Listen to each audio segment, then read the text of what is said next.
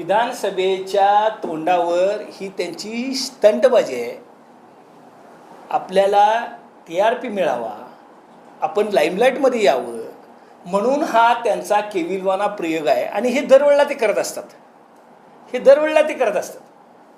सतेज पाटलांनी, बंटी पाटील साहेबांनी कोल्हापूरसाठी काय केलं काय नाही यासाठी मला त्यांच्या सर्टिफिकेटची आवश्यकता नाही. जनता आम्हाला सर्टिफिकेट देते आणि उद्याच्या विधानसभेच्या अनुषंगाने जनता सर्टिफिकेट देईल ना आम्हाला.